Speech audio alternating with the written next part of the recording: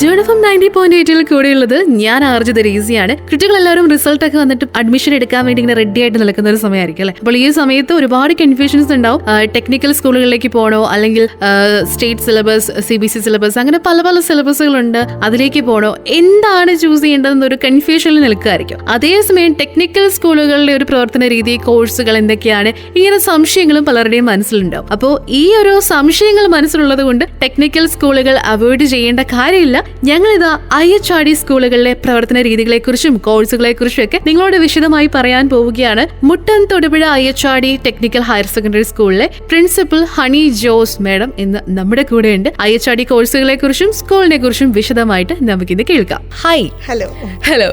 അപ്പോൾ ഫസ്റ്റ് തന്നെ ഞങ്ങൾക്ക് അറിയേണ്ടത് IHRD സ്കൂൾ എന്ന് പറഞ്ഞു കഴിഞ്ഞാൽ എന്താണ് ഡിഫറൻസ് എന്നുള്ളതാണ്. കേരള സർക്കാരിന്റെ കീഴിൽ institute of human resource development IHRDയുടെ നേതൃത്വത്തിൽ വിദ്യാഭ്യാസ രംഗത്ത് വിവിധ തലങ്ങളിൽ high school, higher secondary, diploma, degree, engineering, medical, graduation എന്നീ മേഖലകളിൽ വിദ്യാഭ്യാസം പ്രാപ്തമാക്കുന്ന, സാങ്കേതിക വിദ്യാഭ്യാസം പ്രാപ്തമാക്കുന്ന ഒരു വലിയ വിദ്യാഭ്യാസ ശൃംഖല തന്നെയുണ്ട്. അതിന്റെ ഏറ്റവും അടിസ്ഥാന കണ്ണിയാണ് ടെക്നിക്കൽ ഹയർ സെക്കൻഡറി സ്കൂളുകൾ. ഇപ്പൊ ടെക്നിക്കൽ ഹയർ സെക്കൻഡറി സ്കൂൾ എന്ന് പറയുമ്പോഴും ഹൈസ്കൂൾ മുതൽ നമുക്ക് ഈ ഒരു ടെക്നിക്കൽ സ്റ്റഡീസ് അവൈലബിൾ ആവുന്നുണ്ട് IHRDയിൽ. പക്ഷെ ഇത് പലർക്കും അറിയാത്തൊരു കാര്യമാണ്.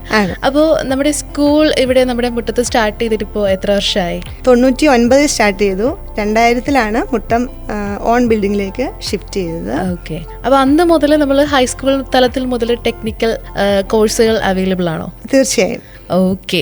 അപ്പോൾ ഇപ്പോൾ ഈ ഒരു സമയത്ത് അഡ്മിഷൻ ഒക്കെ നടക്കുന്ന ഒരു സമയമാണ് ഹയർ സെക്കൻഡറി തലത്തിലേക്ക്. അപ്പോൾ കുട്ടികൾ എന്തുകൊണ്ട് നമ്മുടെ IHRD സ്കൂൾ ചൂസ് ചെയ്യണമെന്ന് ചോദിക്കുകയാണെങ്കിൽ ടീച്ചറിന്റെ ഒരു ആൻസർ എന്തായിരിക്കും?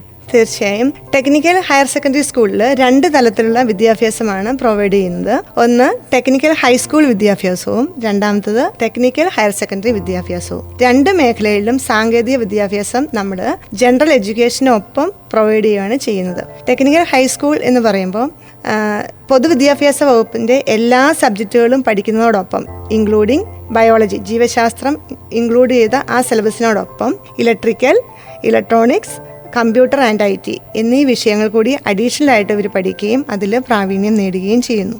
അതോടൊപ്പം കുഞ്ഞുങ്ങൾക്ക് ഇങ്ങനെ ഇപ്പം ഏത് മേഖലയിലും സാങ്കേതിക പരിജ്ഞാനം ആവശ്യമായിരിക്കുന്ന ഈ കാലഘട്ടത്തിൽ ടെക്നിക്കൽ വിദ്യാഭ്യാസം അവരെ ഏത് മേഖലയിൽ പോയാൽ പോലും വളരെ നല്ല രീതിയിൽ ശോഭിക്കാൻ അവർക്ക് ആത്മവിശ്വാസം പ്രൊവൈഡ് ചെയ്യും. അപ്പോൾ നമുക്ക് എത്രാം ക്ലാസ് മുതൽ ഒരു IHRDയിൽ അഡ്മിഷൻ എടുക്കാൻ പറ്റും? ടെക്നിക്കൽ ഹൈസ്കൂളിലേക്ക് 8 മുതൽ, അതായത് 7ാം ക്ലാസ് പാസ്സായ കുട്ടികൾക്ക് 8 മുതൽ ആണ് അഡ്മിഷൻ പ്രാപ്തമാവുന്നത്. 8ലും 9ലും നമുക്ക് അഡ്മിഷൻ എടുക്കാനുള്ള പ്രൊവിഷൻ ഉണ്ട്. 8, 9, 10 ക്ലാസ്സുകളാണ് ഹൈസ്കൂൾ തലം എന്ന് പറയുന്നത്. ഓക്കെ. അപ്പോൾ നമ്മൾ IHRD സിലബസും നമ്മുടെ സ്റ്റേറ്റ് സിലബസും തമ്മിലുള്ള ഡിഫറൻസ് എന്തായിരിക്കും കോഴ്സ് വൈസ് എല്ലാം നോക്കുമ്പോൾ? ഹൈസ്കൂൾ തലത്തിൽ ജനറൽ സബ്ജക്ട്സ് ആയ physics, chemistry, maths, English, social studies, biology plus electrical, electronics, computer science and IT ഇത്രയും സബ്ജക്റ്റുകൾ കൂടുതലായിട്ട് പഠിക്കുകയും അതിനെല്ലാം പ്രാക്ടിക്കലും ഇൻക്ലൂഡ് ചെയ്തിട്ടുള്ള സിലബസാണ്, കരിക്കുലമാണ് നമ്മൾ ഫോളോ ചെയ്യുന്നത്. ഇപ്പോൾ ചിന്തിക്കാൻ ടെക്നിക്കൽ സ്കൂൾ ആയതുകൊണ്ട് നമ്മൾ സയൻസ് വിഷയങ്ങൾ അല്ലെങ്കിൽ ബയോളജി കട്ട് ചെയ്യാനുള്ളൊരു ചാൻസ് ഉണ്ടെന്നുള്ളത്, അപ്പോൾ അത് ഒഴിവാക്കപ്പെടുന്നില്ലല്ലേ? ഇല്ല, തീർച്ചയായിട്ടും. സാധാരണ ടെക്നിക്കൽ ഹൈസ്കൂളുകളിൽ ബയോളജി ഇല്ലാത്തതുകൊണ്ട് കുട്ടികൾക്ക് മെഡിക്കൽ ഫീൽഡിലേക്ക് 10ന് ശേഷമുള്ള മെഡിക്കൽ ഫീൽഡിലേക്ക് പോകാനുള്ള സാധ്യത, ഹയർ സെക്കൻഡറി എടുക്കുമ്പോൾ ബയോളജി ഉള്ള ഗ്രൂപ്പ് എടുക്കാനുള്ള സാധ്യത ഉണ്ടായിരുന്നില്ല. എന്നാൽ IHRDയുടെ കീഴിലുള്ള ടെക്നിക്കൽ ഹൈസ്കൂളുകളിൽ ബയോളജി ഉള്ളത് കൊണ്ട് അവർക്ക് ഏത് സ്ട്രീമിലേക്ക് വേണമെങ്കിലും പോകുന്നതിനുള്ള സാഹചര്യമുണ്ട്. ഇപ്പോൾ ബയോളജി പഠിക്കാൻ ആഗ്രഹമില്ലാത്തവർക്ക് അത് സ്കിപ്പ് ചെയ്യാനുള്ള ഓപ്ഷൻ ഇല്ല, ഒരിക്കലും. നമ്മൾ നിർബന്ധമായിട്ടും പഠിച്ചിരിക്കണം അല്ലേ? ഓക്കെ.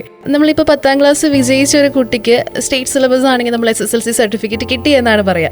പക്ഷേ ഇവിടെ ഒരു അല്പം ഡിഫറെന്റ് ആണ്. ആ ഒരു സർട്ടിഫിക്കറ്റ് എന്താണ്, അതിന്റെ പ്രത്യേകത എന്താണ്? 10ാം ക്ലാസ് വിജയിച്ച കുട്ടികൾക്ക് ടെക്നിക്കൽ ഹൈസ്കൂളുകളിൽ technical school leaving certificate THSLC certificate ആണ് കൊടുക്കുന്നത്. ഈ സർട്ടിഫിക്കറ്റ് എന്ന് പറഞ്ഞാൽ സ്റ്റേറ്റ് സിലബസിലെ SLC സർട്ടിഫിക്കറ്റ് പ്ലസ് ഒരു ട്രേഡ് സർട്ടിഫിക്കറ്റിന് ഇക്വലന്റ് ആണ്. അതായത് ട്രേഡ്സ്മാൻ PSC എക്സാം എഴുതുമ്പോൾ ട്രേഡ്സ്മാൻ ഇക്വലന്റ് പോസ്റ്റിലേക്കുള്ള കേരള സർക്കാരിന്റെ യോഗ്യത കൂടിയാണ് ഈ THSLC എന്ന് പറയുന്നത്. യെസ്, അപ്പോൾ 10ാം ക്ലാസ് കഴിഞ്ഞ ഉടനെ നമുക്ക് ജോലിക്കായിട്ട് അപ്ലൈ ചെയ്ത് തുടങ്ങാനുള്ള ഒരു എബിലിറ്റി വന്ന് തുടങ്ങുകയാണ്. കഴിഞ്ഞ ഉടനെ എന്ന് പറയുമ്പം PSCക്ക് അപ്ലൈ ചെയ്യാൻ നമുക്ക് 18 വയസ്സ് എന്നൊരു ലിമിറ്റ് അവിടെ ഉണ്ട്. അത് കഴിഞ്ഞാൽ ഈ സർട്ടിഫിക്കറ്റ് വെച്ചിട്ട് തീർച്ചയായിട്ടും അവർക്ക് ഇലക്ട്രോണിക്സ് ട്രേഡ് സർട്ടിഫിക്കറ്റ് ആപ്ലിക്കബിൾ ആയ എല്ലാ അവസരങ്ങളിലും അപ്ലൈ ചെയ്യാവുന്നതാണ്. ഓക്കെ, അതുപോലെ തന്നെ ഇപ്പോൾ പോളിടെക്നിക് കോളേജിലേക്ക് ഒരു തുടക്കം ആഗ്രഹിക്കുന്നവർക്കാണെങ്കിൽ ടെക്നിക്കൽ സ്കൂളിൽ പഠിക്കുന്നതിനുള്ള ഒരു ബെനിഫിറ്റ് എന്തായിരിക്കും? പോളിടെക്നിക് സ്കൂളിലേക്ക് ബേസിക് ക്വാളിഫിക്കേഷൻ വേണ്ടത് 10ാം ക്ലാസ് ആണ്. അപ്പൊ THSLC കഴിഞ്ഞ കുട്ടികൾക്ക് 10% സീറ്റ് റിസർവ്ഡ് ആണ് പോളിടെക്നിക് അഡ്മിഷൻ. അതുപോലെ തന്നെ ആ കുട്ടികൾക്ക് ടെക്നിക്കൽ സ്കൂളിൽ പഠിച്ച കാരണം അവർക്ക് ഇലക്ട്രിക്കൽ, ഇലക്ട്രോണിക്സ്, കമ്പ്യൂട്ടർ സയൻസിൽ പ്രാവീണ്യമുണ്ട്. അത് അവരുടെ ഹയർ സ്റ്റഡീസിൽ പോളിടെക്നിക്കിലുള്ള പേപ്പറുകളിൽ എപ്പോഴും ഒരു മികച്ച രീതിയിൽ പെർഫോം ചെയ്യാനും അവർക്ക് കൂടുതൽ ആത്മവിശ്വാസത്തോടു കൂടി ആ കോഴ്സ് കംപ്ലീറ്റ് ചെയ്യാനും ഒരു കരിയർ ഡെവലപ്പ് ചെയ്യാനും ഒതുങ്ങുന്നു. അതോടൊപ്പം ഇനിയുള്ള ഏത് മേഖലയിലാണെങ്കിലും, ഈവൻ കൊമേഴ്സിൽ പോലും ഏത് മേഖല എടുത്താലും നമുക്ക് കാണാം കമ്പ്യൂട്ടർ പരിജ്ഞാനം അത്യന്താപേക്ഷിതമായിരിക്കുന്ന ഒരു കാലഘട്ടത്തിലൂടെയാണ് നമ്മൾ കടന്നു പോകുന്നത്. അപ്പോൾ ഈ കോഴ്സ് ജനറൽ സ്റ്റഡീസിന്റെ കൂടെ കിട്ടുന്ന ഈ അഡീഷണൽ നോളജ് എന്ന് പറയുന്നത് അവർക്ക് എന്നും ഒരു അസറ്റ് ആയിരിക്കും. ഓക്കെ, അപ്പോൾ ടീച്ചർ എനിക്കൊരു സംശയം എന്ന് പറഞ്ഞാൽ നമ്മൾ ഇലക്ട്രിക്കൽ ആൻഡ് ഇലക്ട്രോണിക്സ് ഉള്ള എല്ലാ കാര്യങ്ങളും ജസ്റ്റ് ഒന്ന് ബേസിക്സ് മാത്രമാണോ പറഞ്ഞു കൊടുക്കുക? എന്താണ് ശരിക്കും ഈ ഒരു സിലബസിൽ കുട്ടികൾക്ക് ഹൈസ്കൂൾ തലത്തിൽ നമ്മൾ പ്രാക്ടീസ് കൊടുക്കുന്ന എന്തൊക്കെ കാര്യങ്ങളായിരിക്കും? സ്കൂൾ കുട്ടികളാകുമ്പോൾ അവർക്ക് ബേസിക് ലെവലിലുള്ള പഠനമാണ് നമ്മൾ കൊടുക്കുന്നത്. ആ ഒപ്പം അവർക്ക് പ്രാക്ടിക്കലുണ്ട്, എക്സിബിഷൻസ് നമ്മൾ സ്കൂളിൽ കണ്ടക്ട് ചെയ്യാറുണ്ട്. ആ എക്സിബിഷൻസ് എല്ലാം കുട്ടികൾക്ക് അവരുടേതായ ഐഡിയാസ് ഇംപ്ലിമെന്റ് ചെയ്യാനും പ്രദർശിപ്പിക്കാനും ഉള്ള അവസരമാണ് നമ്മൾ കൊടുക്കുന്നത്. അതുവഴി അവരിലുണ്ടാകുന്ന ഒരു ആത്മവിശ്വാസം എന്ന് പറയുന്നത് വളരെ വലുതാണ്. 8 വരുമ്പോൾ മുതൽ കുട്ടികൾക്ക് ടീച്ചേഴ്സിന്റെ മെന്റർമാരായ ടീച്ചർമാരുടെ സപ്പോർട്ടോടു കൂടി എല്ലാ മേഖലകളിലും അവരുടേതായ ക്രിയേറ്റിവിറ്റി കാണിക്കാനുള്ള അവസരങ്ങൾ സ്കൂൾ എപ്പോഴും പ്രൊവൈഡ് ചെയ്തുകൊണ്ടാണ് ഇരിക്കുന്നത്. യെസ്, അപ്പോൾ നമ്മൾ ഹൈസ്കൂൾ സെക്ഷൻ കഴിഞ്ഞിട്ട് നമുക്ക് ഹയർ സെക്കൻഡറിയിലേക്ക് ഒന്ന് പോവാം. അപ്പോൾ ഹയർ സെക്കൻഡറിയിൽ IHRDയിൽ ഏതൊക്കെ കോഴ്സുകളാണ് ഇപ്പോൾ അവൈലബിൾ ആയിട്ടുള്ളത്? ഹയർ സെക്കൻഡറി സെഷനിൽ വരുന്ന കോഴ്സുകൾ എന്ന് പറഞ്ഞാൽ 2 സയൻസ് സ്ട്രീമാണ് നമുക്കുള്ളത്. ഒന്ന് ഫിസിക്കൽ സയൻസ്, രണ്ടാമത്തത് ഇൻ്റഗ്രേറ്റഡ് സയൻസ്. ഫിസിക്കൽ സയൻസ് എന്ന് പറഞ്ഞാൽ നമ്മുടെ സയൻസ് സ്ട്രീമിൽ 5 സബ്ജക്റ്റും 1 ലാംഗ്വേജ് പേപ്പറുമാണ് ഉള്ളത്. സാധാരണ ജനറൽ എഡ്യൂക്കേഷനിൽ 4 സബ്ജക്ട്സും 2 ലാംഗ്വേജ് പേപ്പറുകളാണ് ഉള്ളത്. അപ്പം 5 സബ്ജക്റ്റ് എന്ന് പറയുന്നത് physics, chemistry, maths, computer science and electronics ആണ് 5 സയൻസ് പേപ്പറുകൾ.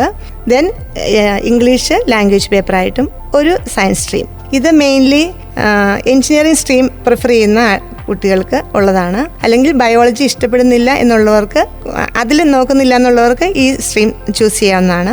രണ്ടാമത്തെ സ്ട്രീം എന്ന് പറയുന്നത് ഇൻ്റഗ്രേറ്റഡ് സയൻസ് എന്നുള്ള പേരിൽ അറിയപ്പെടുന്ന physics, chemistry, maths, biology, computer science and English. ഇതാണ് സെക്കൻഡ് സ്ട്രീമിന്റെ ബയോമാക്സ് എന്ന് പറയും. Biomaths with computer science.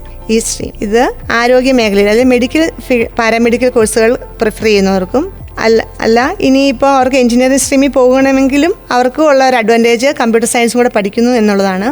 അപ്പം കമ്പ്യൂട്ടർ വിത്ത് ബയോളജി ഉള്ള ഒരേ ഒരു കോമ്പിനേഷൻ IHRDയുടെ ടെക്നിക്കൽ ഹയർ സെക്കൻഡറി സ്കൂളുകളിൽ മാത്രമേ ഉള്ളൂ എന്നൊരു പ്രത്യേകതയും നമ്മുടെ ഹയർ സെക്കൻഡറി സ്കൂളിനുണ്ട്. ഓക്കെ, ഇപ്പോൾ എഞ്ചിനീയറിംഗ് പഠിക്കാൻ പോകുന്ന കുട്ടികൾക്ക് ശരിക്കും പറഞ്ഞു കഴിഞ്ഞാൽ ഹയർ സെക്കൻഡറി IHRDയിൽ പഠിക്കുകയാണെന്നുണ്ടെങ്കിൽ എല്ലാ തലത്തിലും അത് എന്താ പറയുക, ഒരു എക്സ്ട്രാ ക്വാളിറ്റി അവർക്ക് കൂടുകയാണെന്ന് പറയാം. തീർച്ചയായിട്ടും എഞ്ചിനീയറിംഗ് പഠിക്കുന്ന കുട്ടികളെ സംബന്ധിച്ചിടത്തോളം അവരുടെ എഞ്ചിനീയറിംഗ് പഠന സമയത്ത് അവരുടെ ഇലക്ട്രോണിക്സ് ആവട്ടെ, കമ്പ്യൂട്ടർ സയൻസ് ആവട്ടെ, അതിൻ്റെ ബേസിക് 1-2 സെമസ്റ്റർ പഠിക്കാനുള്ള ബേസിക് തലം അവർ കവർ ചെയ്തിട്ടാണ് നമ്മുടെ സ്കൂളുകളിൽ നിന്നും പോകുന്നത്. അപ്പം അത് അവർക്ക് ആ പഠന സമയത്ത് അവർക്ക് വേണ്ട ഒരു സ്ട്രോങ് അടിത്തറയാണ് ഇവിടുന്ന് കിട്ടുന്നത്. എഞ്ചിനീയറിംഗിന് മാത്രമല്ല BCA, ഇൻ്റഗ്രേറ്റഡ് MCA ഒക്കെ പഠിക്കുന്ന കുട്ടികൾക്ക്, അതുപോലെ അപ്ലൈഡ് സയൻസ് പഠിക്കുന്ന കുട്ടികൾക്ക്, അപ്ലൈഡ് ഫിസിക്സ് പഠിക്കുന്നവരുണ്ട്, അവർക്കും ഇലക്ട്രോണിക്സ് ഒരു പേപ്പറാണ്. അവിടെ എല്ലാം ഈ കുട്ടികൾക്ക് അവരുടേതായ മറ്റുള്ള ജനറൽ എഡ്യൂക്കേഷനിൽ നിന്ന് വരുന്ന കുട്ടികളെ അപേക്ഷിച്ച് ഒരു പടി മുന്നിൽ പെർഫോം ചെയ്യാൻ വേണ്ടിയിട്ട്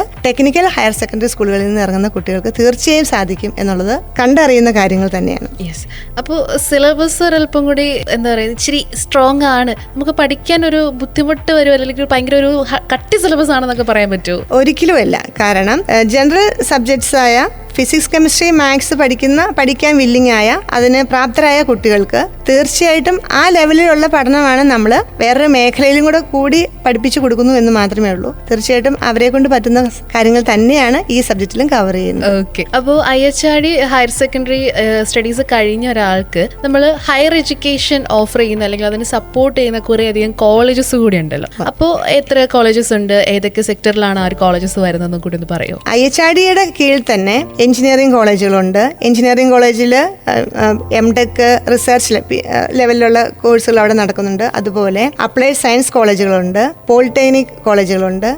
അങ്ങനെ പല ഈ വക തലത്തിൽ 62ഓളം ഇൻസ്റ്റിറ്റ്യൂട്ടുകൾ നമുക്ക് IHRD കീഴിലുണ്ട്. IHRD കീഴിൽ എന്ന് മാത്രമല്ല, കീം എഴുതി ഗവൺമെൻറ് എഞ്ചിനീയറിംഗ് സെക്ടറിലുള്ള ഏത് കോളേജിലേക്കും നമുക്ക് അഡ്മിഷൻ മേടിക്കാവുന്നതാണ്. അതുപോലെ JEE അഡ്വാൻസ് മെയിൻ എഴുതി IIT, IIIT, NIT പോലുള്ള സ്ഥാപനങ്ങളിൽ നമുക്ക് അഡ്മിഷൻ എടുക്കാവുന്നതാണ്. അതുപോലെ മെഡിക്കൽ, പാരാമെഡിക്കൽ കോഴ്സുകൾക്കെല്ലാം സാധാരണ ജനറൽ എഡ്യൂക്കേഷനിലെ ഹയർ സെക്കൻഡറി കഴിഞ്ഞിട്ടുള്ള എല്ലാ കോഴ്സുകൾക്കും ഈ കുട്ടികൾക്കും അപ്ലൈ ചെയ്ത് അഡ്മിഷൻ എടുക്കാവുന്നതേ ഉള്ളൂ.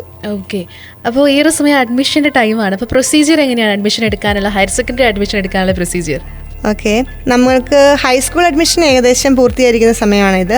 ഹൈസ്കൂളിലാണെങ്കിലും ഹയർ സെക്കൻഡറി അഡ്മിഷൻ ആണെങ്കിലും IHRDയുടെ അഡ്മിഷൻ എന്ന് പറയുന്നത് അതത് സ്കൂളുകളിൽ ആപ്ലിക്കേഷൻ കൊടുത്ത് അഡ്മിഷൻ എടുക്കാനുള്ള അവസരമുണ്ട്. അതുപോലെ ഓരോ സമയങ്ങളിലും IHRD സൈറ്റിൽ പ്രസിദ്ധീകരിക്കുന്ന സൈറ്റ് വഴി ഓൺലൈനായിട്ടും ആപ്ലിക്കേഷൻ കൊടുക്കുന്നതിനുള്ള അവസരവുമുണ്ട്. ഓക്കെ. ഇനിയിപ്പോൾ ഹൈസ്കൂൾ അഡ്മിഷൻ നെക്സ്റ്റ് അക്കാഡമിക് ഇയറിലാണ് സ്റ്റാർട്ട് ചെയ്യുക അല്ലേ? ഹൈസ്കൂൾ അഡ്മിഷൻ ആനുവൽ എക്സാം കഴിഞ്ഞ് മാർച്ച് ഏപ്രിൽ സമയങ്ങളിലാണ് 8, 9 ക്ലാസ്സിലേക്കുള്ള പ്രവേശനം നടക്കുന്നത്. ഹയർ സെക്കൻഡറി അഡ്മിഷൻ എന്ന് പറയുന്നത് ICSE, CBSE, state 10ാം class result വന്നതിന് ശേഷം മെയ്, ജൂൺ സമയങ്ങളിലാണ് അഡ്മിഷൻ നടക്കുന്നത്.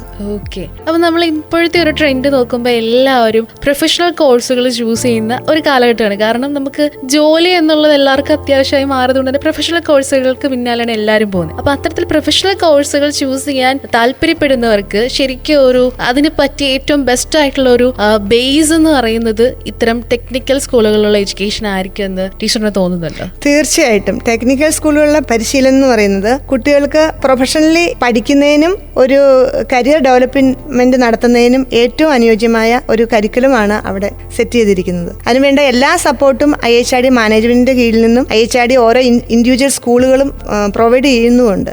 ഓക്കെ. ഇപ്പോൾ ഈ ഹയർ സെക്കൻഡറി പഠനത്തിന് ശേഷം കുട്ടികൾക്ക് കൊമേഴ്സ് അല്ലെങ്കിൽ ഹ്യൂമാനിറ്റീസ് വിഷയങ്ങളിലേക്ക് ഒന്ന് തിരിഞ്ഞു പോകണമെന്ന് നോക്കിയാലും അത് പ്രശ്നം ഉണ്ടാവില്ലല്ലോ നമ്മുടെ കരിയർ വൈസ് നോക്കുമ്പോൾ? ഒരിക്കലും ഇല്ല. കാരണം സയൻസ് പഠിച്ചു എന്നുള്ളത് കൊണ്ട് അവർക്ക് കൊമേഴ്സിലേക്കോ ഹ്യൂമാനിറ്റീസിലേക്കോ പോകുന്നതിന് യാതൊരു പ്രോബ്ലവും ഇല്ല. ശരിക്കും പറഞ്ഞാൽ സയൻസ് പഠിക്കാൻ കാലിബറുള്ള കുട്ടികൾ ഹയർ സെക്കൻഡറി വരെയെങ്കിലും സയൻസ് പഠിച്ചിട്ട് ഹ്യൂമാനിറ്റീസിലേക്കോ കൊമേഴ്സിലേക്കോ തിരിയുന്നതുകൊണ്ട് ഒരു അഡീഷണൽ അഡ്വാൻറ്റേജ് അവരുടെ കയ്യിൽ നിൽക്കുകയാണല്ലോ. തീർച്ചയായിട്ടും. യെസ്, കൂടുതൽ അറിവുകൾ നമുക്ക് കിട്ടും. അതുപോലെ നമ്മുടെ IHRDയുടെ ഒരു മീഡിയം ഓഫ് ഇൻസ്ട്രക്ഷൻ എന്താണെന്ന് ഞാൻ ചോദിച്ചു കഴിഞ്ഞാൽ ടീച്ചർ എന്താ പറയാ? ഹൈസ്കൂൾ തലം മുതൽ ഇംഗ്ലീഷ് മീഡിയമാണ് നമ്മുടെ. ഓക്കെ. അപ്പൊ മലയാളം മീഡിയം എന്ന് പറഞ്ഞൊരു ഓപ്ഷൻ ഇല്ല? ഇല്ല, ഇംഗ്ലീഷ് മീഡിയം തന്നെയാണ്. അപ്പോൾ ഈ ഒരു നമ്മൾ ഒരുപാട് പ്രാക്ടിക്കൽ കാര്യങ്ങൾ സ്കൂളിൽ നടക്കുന്നത് കൊണ്ട് തന്നെ അഡീഷണൽ ആയിട്ടുള്ള ക്ലബ്ബുകളൊന്നും ഉണ്ടാവില്ല എന്നൊരു തോട്ടും വരാനുള്ള ചാൻസ് ഉണ്ട്. അപ്പൊ അതിന്റെ പ്രവർത്തനങ്ങളൊക്കെ എങ്ങനെയാണ്, ക്ലബ്ബുകൾ, അസോസിയേഷൻസ് ഒക്കെ? നമ്മുടെ സ്കൂളുകളിൽ വിവിധ ക്ലബ്ബുകളുണ്ട്. NCC, JRC, ED ക്ലബ്ബ്, അതുപോലെ സീഡ് ക്ലബ്ബ്. അങ്ങനെ ഒരു കുട്ടി നമ്മുടെ സ്കൂളുകളിൽ ഒരു കുട്ടി വന്നാൽ അവനെ എല്ലാ മേഖലയിലും സമഗ്ര വികസനമാണ് നമ്മൾ ഉദ്ദേശിക്കുന്നത്. അതായത് ആ കുട്ടിക്ക് 10ാം ക്ലാസ് എന്നൊക്കെ പറയുന്നത് ബേസിക് എഡ്യൂക്കേഷനാണ്. അപ്പം ആ കുട്ടിക്ക് ഇനി കൃഷിയിലേക്കാണ് താല്പര്യമെങ്കിൽ ആ മേഖലയിൽ പോകാനും ടെക്നോളജി ഉപയോഗിച്ചുകൊണ്ട് ആ മേഖലയിൽ വൻപിച്ച വിജയങ്ങൾ നേടുന്ന രീതിയിലുള്ള അവനെ ഒരു പരിപൂർണ വ്യക്തിയാക്കി മാറ്റുന്ന രീതിയിലുള്ള ട്രെയിനിങ് പല ക്ലബ്ബുകളുടെ ആഭിമുഖ്യത്തിൽ നമ്മൾ കൊടുക്കുന്നുണ്ട്. അതുപോലെ നമ്മുടെ ഇവിടെ ലിറ്റിൽ കൈറ്റ്സ് ക്ലബ്ബ് വളരെ ആക്റ്റീവാണ്. ലിറ്റിൽ കൈറ്റ്സിൽ ഒത്തിരി എക്സ്പെരിമെൻറ്റുകൾ നടത്തുന്നു. അതിൻ്റെ കൂടെ പ്രൊജക്റ്റുകളും എല്ലാം നമ്മൾ നല്ല രീതിയിൽ നടത്തിക്കൊണ്ട് പോകുന്നുണ്ട്. അതുപോലെ ഏൺ വൈൽ ലേൺ എന്ന ഒരു ആപ്തവാക്യം വെച്ചുകൊണ്ട് കുട്ടികൾക്ക് ഇടവേളകളിൽ ചെറിയ ടെക്നിക്കൽ വർക്കുകൾ ചെയ്ത് നമ്മൾ ചെയ്തുകൊണ്ടിരുന്ന LED ബൾബുകൾ അല്ലെങ്കിൽ സ്റ്റാറുകളൊക്കെ മേക്ക് ചെയ്ത് ചെറിയ വരുമാനം ഉണ്ടാക്കാനുള്ള അങ്ങനെയുള്ള ഒരു വർക്കുകളിലേക്ക് നമ്മൾ നോക്കുന്നുണ്ടായിരുന്നു. അതുപോലെ ചെറിയ ഇൻഡസ്ട്രിയൽ ക്യാമ്പസ് ഓൺ ഇൻഡസ്ട്രി എന്ന ഒരു പ്രോജക്റ്റിന്റെ ഭാഗമായിട്ട് IHRD കീഴിലുള്ള ഗ്രാജുവേറ്റ് ലെവലിലുള്ള കോളേജുകളിൽ അങ്ങനെ ഒരു പ്രോഗ്രാം നടക്കുന്നുണ്ട്. അതിൻ്റെ ഒരു മിനിയേച്ചർ വേർഷൻ നമ്മുടെ സ്കൂളുകളിൽ നടത്താനുള്ള പ്രയത്നങ്ങൾ നമ്മൾ നടത്തുന്നുണ്ട്. അപ്പം അങ്ങനെ എല്ലാ മേഖലയിലും പ്രാപ്തരായ കുട്ടികളെ ആക്കി വിടുക എന്നുള്ള നിലയിലാണ് നമ്മൾ എഡ്യൂക്കേഷൻ മുന്നോട്ട് കൊണ്ടുപോകുന്നത്. യെസ്, ഇതേ സമയത്ത് തന്നെ പറയേണ്ട ഒരു പ്രധാന കാര്യം, ഫീസ് ആനുകൂല്യങ്ങളും IHRD പ്രൊവൈഡ് ചെയ്യുന്നുണ്ട്. അപ്പോൾ ആ ഒരു ഫീസ് ആനുകൂല്യങ്ങളൊക്കെ വരുന്നത് എങ്ങനെയാണ് എന്നുള്ളൊരു കാര്യം ഒന്ന് വിശദീകരിക്കാമോ? ഓക്കെ, തീർച്ചയായും. IHRD എന്ന് പറയുന്നത് കേരള സർക്കാരിന്റെ കീഴിലുള്ള കോസ്റ്റ് ഷെയറിംഗ് ഇൻസ്റ്റിറ്റ്യൂട്ട് ആണ്. അതിനാൽ തന്നെ ഹൈസ്കൂൾ തലത്തിൽ ചെറിയൊരു ഫീസ് 9,045 രൂപ ഫീസ് ഇനത്തിലും ഹയർ സെക്കൻഡറി തലത്തിൽ ഒരു വർഷം 15,704 രൂപ അടുത്ത ഒരു ഫിഗർ ഫീസ് ഇനത്തിൽ വാങ്ങുന്നുണ്ട്. അതാണ് പൊതുജനത്തിന് ഈ ഒരു ഫീസ് ഒരു തടസ്സമാവോ എന്ന് അറിഞ്ഞുകൂടാ. അതേസമയം ഗവൺമെന്റ് ആനുകൂല്യങ്ങൾ SC ST OEC OBC H ഈ കാറ്റഗറിയിലുള്ളവർക്ക് ഫീസിൽ ഇളവ് കൊടുക്കുന്നുണ്ട്. യെസ്, ഇപ്പൊ പേരൻസിനും കുട്ടികൾക്കും ഇനി ഭാവിയെക്കുറിച്ച് ഓർത്ത് ഒരുപോലെ ടെൻഷൻ അടിക്കുന്ന ഒരു സമയമാണല്ലോ ഇത്. അപ്പോൾ അവരെല്ലാവരും ഇനി എന്ത് ചൂസ് ചെയ്യണം എന്നുള്ളത് നമ്മൾ ഇവൻ കുഞ്ഞായിരിക്കും മുതലേ ആലോചിച്ച് തുടങ്ങും. പേരൻസിനും ഉണ്ടാവും ആഗ്രഹങ്ങൾ, കുട്ടികൾക്കും ഉണ്ടാവും. അപ്പോൾ ആ സമയത്ത് ഇത്തരം കോഴ്സുകൾ നമുക്ക് അവൈലബിൾ ആയിട്ടുള്ളപ്പോൾ കുട്ടികളും പേരൻസും ഒരേപോലെ ഇപ്പോൾ എനിക്ക് ഡോക്ടർ ആവണം, അതുകൊണ്ട് ഞാൻ ഏതായാലും സയൻസ്, ബയോളജി, സയൻസ് എടുത്ത് പോകും, അങ്ങനെയുള്ള ഡിസിഷൻസ് ഒക്കെ മാറ്റി വെച്ചുകൊണ്ട് ഇത്തരം പ്രാക്ടിക്കൽ നോളജ് നമ്മൾ കുഞ്ഞിലേ മുതലേ, അതായത് ഇവൻ ഹൈസ്കൂൾ തലം മുതലേ എടുക്കേണ്ട അല്ലെങ്കിൽ സ്വീകരിക്കേണ്ടതിന്റെ ഒരു ഇമ്പോർട്ടൻസ് എത്രത്തോളം ഉണ്ട്?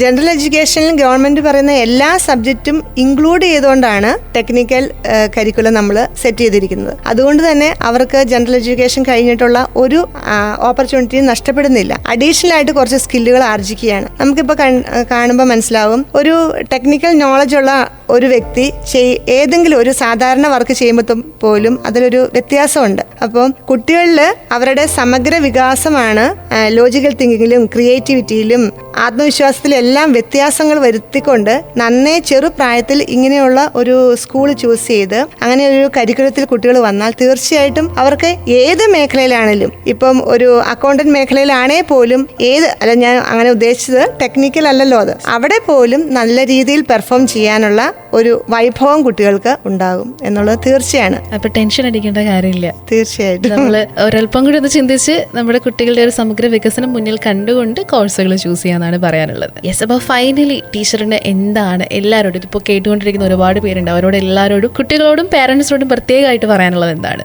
പറയാനുള്ളത്, നമ്മുടെ കുട്ടികൾ ചെറുപ്രായത്തിൽ കുട്ടികൾക്ക് അറിഞ്ഞുകൂടാ അവർക്ക് ഏത് മേഖലയിലെത്തും, എങ്ങനെയാണ് ഭാവി കാര്യങ്ങളെന്ന്. ഇപ്പം നമ്മൾ തന്നെ ആലോചിച്ചാൽ നമുക്ക് മനസ്സിലാവും, നമ്മളിപ്പോൾ ആയിരിക്കുന്നത് നമ്മുടെ പേരൻസിന്റെ ഓരോ വീക്ഷണത്തിന്റെ ഫലമായിട്ടാണ്. നമ്മൾ ഒരു 30-35 വയസ്സാകുമ്പോഴാണ് എനിക്ക് ഈ മേഖല കുറച്ചും കൂടെ നന്നായിരുന്നു എന്ന് മനസ്സിലാകുന്നത്. തീർച്ചയായിട്ടും അപ്പോൾ പേരൻസ് കുറച്ചും കൂടെ ഇൻട്രസ്റ്റ് എടുത്ത് എല്ലാം പഠിക്കുന്ന ലെവലിൽ കുട്ടികളെ വലിയ ബേർഡൻ ഇല്ലാതെ പഠിപ്പിക്കുന്ന ഒരു അവസരം കുട്ടികൾക്ക് കൊടുത്താൽ +2 കഴിയുമ്പോൾ, അതായത് സ്കൂൾ എഡ്യൂക്കേഷന്റെ എൻഡിൽ കുട്ടികൾക്ക് കൃത്യമായിട്ട് എനിക്ക് ഈ വിഭാഗത്തിൽ കുറച്ചും കൂടി ശോഭിക്കാൻ പറ്റും, ഈ വിഭാഗത്തിൽ പോയാൽ എൻ്റെ കഴിവ് ആ മേഖലയിലാണ് എന്ന് മനസ്സിലാക്കുകയും അങ്ങനെ കുറച്ചും കൂടെ വൈഡ് ആയിട്ടുള്ള ഏരിയ കുട്ടികളുടെ മുമ്പിൽ തുറന്നു കൊടുക്കാനും ഈ ടെക്നിക്കൽ ഹയർ സെക്കൻഡറി സ്കൂളുകൾ സഹായിക്കും എന്ന് തന്നെയാണ് ഞാൻ ഉറച്ചു വിശ്വസിക്കുന്നത്. അത് അങ്ങനെ തന്നെയാണ് താനും. Okay, thank you so much. Welcome. So നമ്മൾ ഇന്ന് ടെക്നിക്കൽ ഹയർ സെക്കൻഡറി സ്കൂളുകൾ മറ്റ് സ്കൂളുകളിൽ നിന്ന് എങ്ങനെ വ്യത്യസ്തപ്പെട്ടിരിക്കുന്നു, അതുപോലെ ഉപരിപഠനത്തിന് എത്രത്തോളം സാധ്യതകളുണ്ട്, ഏതൊക്കെ കോഴ്സുകളാണുള്ളത്,